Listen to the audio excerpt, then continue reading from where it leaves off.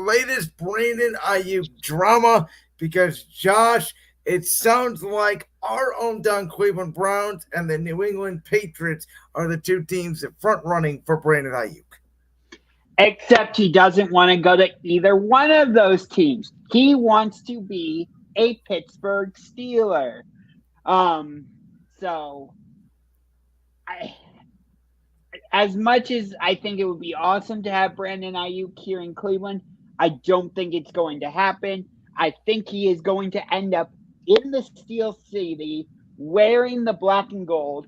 I'm not sure if he's going to be catching passes from Justin Fields or Russell Wilson, but I think he's going to end up as a Pittsburgh Steeler. So, as a part of these reports, that was a bevy that came out about 11 o'clock p.m. Eastern Time last night. It sounded like that not only had the Washington Commanders, who obviously he posted practice film of on his TikTok, and we talked about that right here on Championship Rings.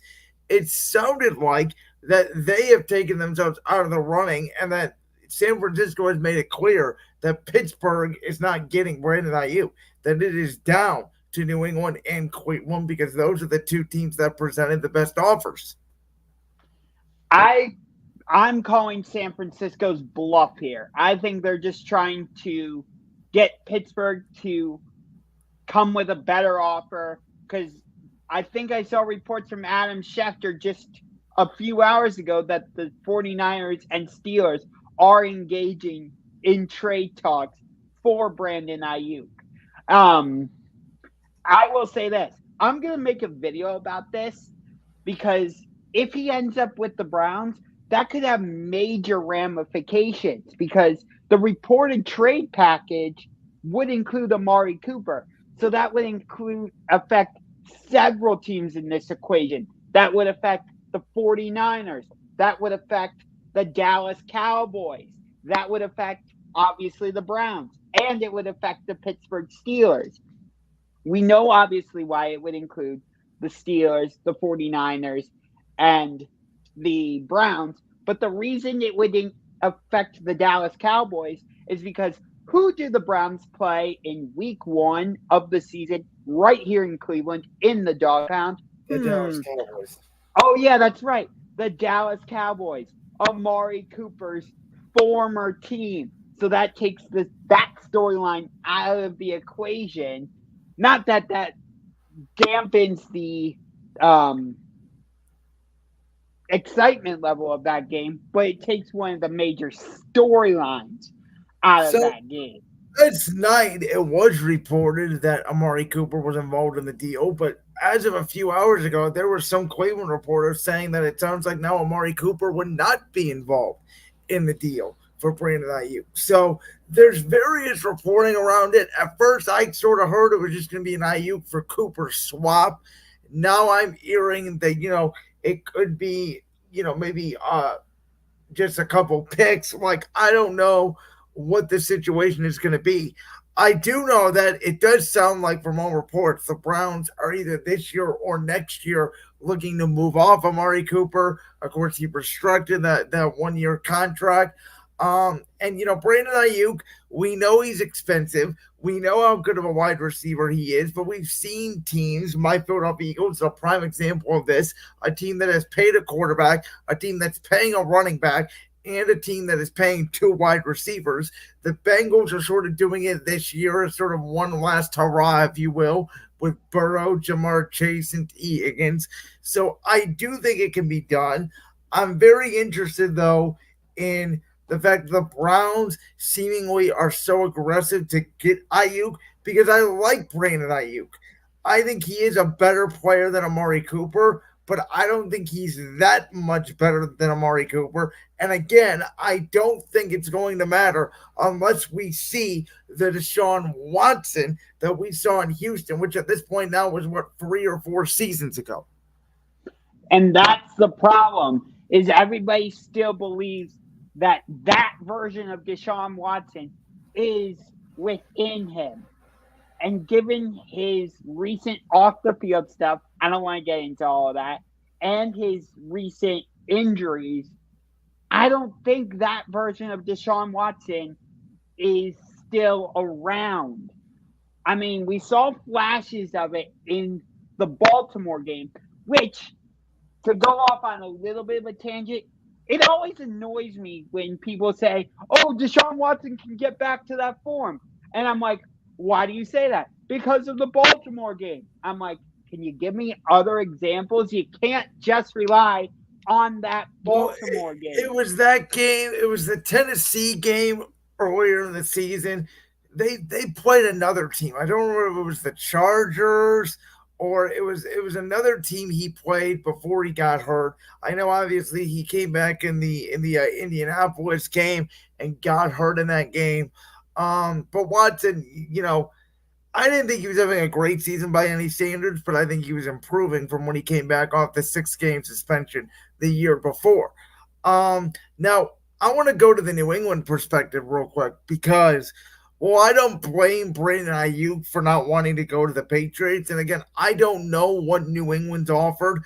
My guess, and from what I've kind of heard, is Kendrick Bourne would be involved, who's obviously a former Niner.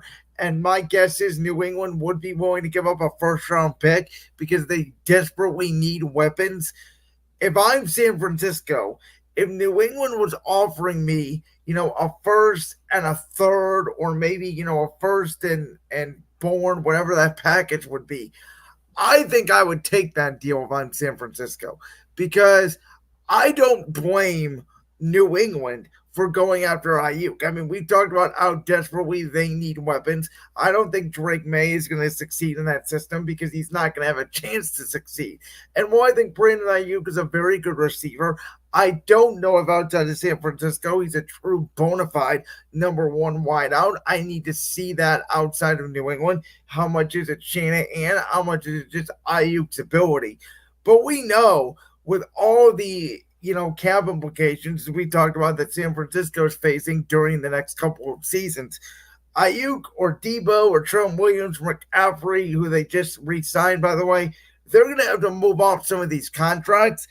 And so Ayuk is probably the one guy out the door. So I would try to get value for him now. And I think the best value San Francisco is going to get would actually be taking New England's deal, would be my guess. Except here's the problem. Brandon Aiyuk has all the leverage in this situation. And he has said if he were to go to Cleveland or New England, he would not sign an extension with either one.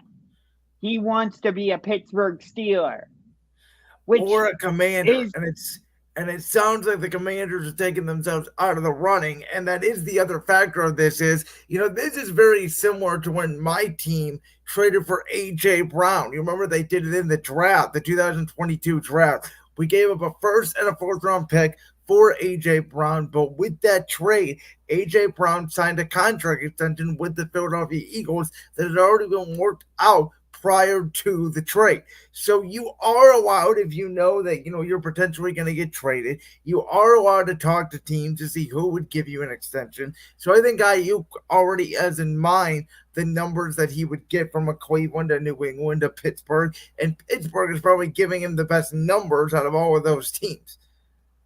Here's my thing though. Like,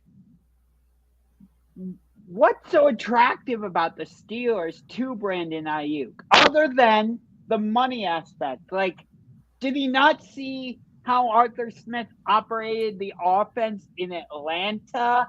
Like, I don't.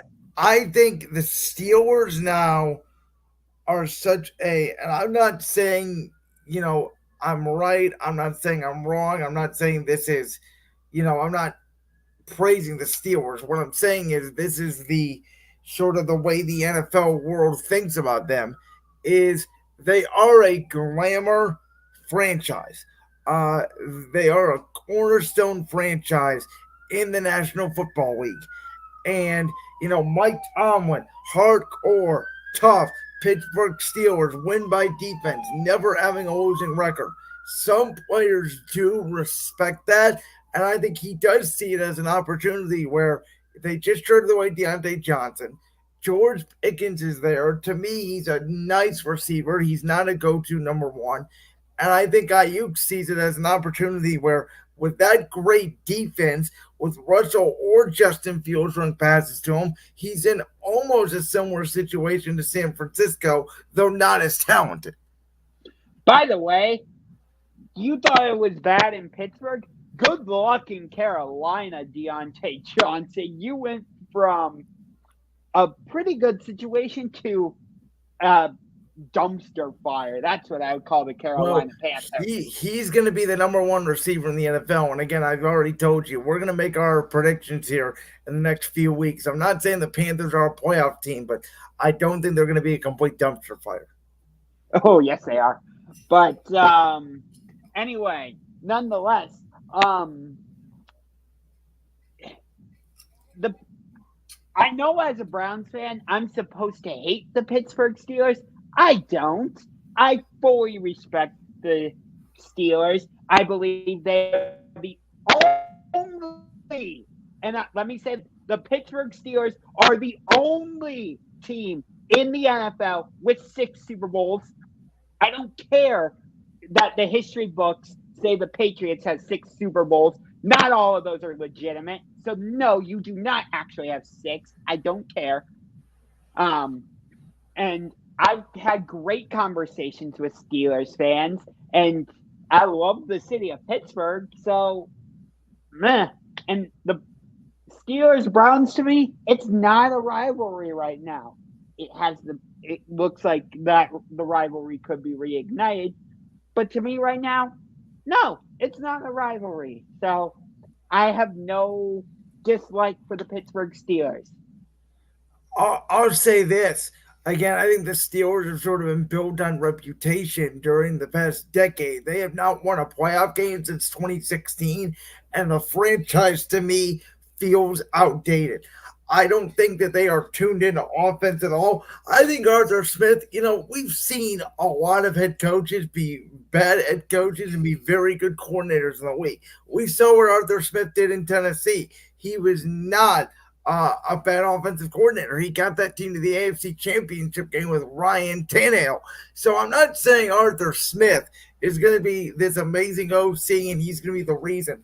But I think people are just acting like Arthur Smith's going to be a terrible OC. I think he's going to be an upgrade to what the Steelers had last year with Matt Canada, and then they go to him and whatever else circus that they're going to do. I think the Steelers are in a weird spot where I don't think Brandon Aiyuk helps them that much. I think that they're still at best, if Joe Burrow and Lamar Jackson are healthy, the third best team in that division. And by the way, on paper, I would argue the Browns roster is not only better than theirs, but significantly better, especially when you take the defensive side of the ball, where Pittsburgh has great defense, yes. But as we talked about a lot, last year, at least at home, the Browns had a historic defense. For whatever reason, they go 30 points every week on the road. They were shut down at Cleveland Browns Stadium. You know what's interesting is this whole conversation is centered around what position? The wide receiver. So everybody talks about the quarterback is the most important position in football, and yet this whole conversation is operating around a wide receiver and whether he's going to stay in San Francisco or go somewhere else. It shows how important the wide receiver is to the quarterback. It's not always the quarterback that makes the wide receiver.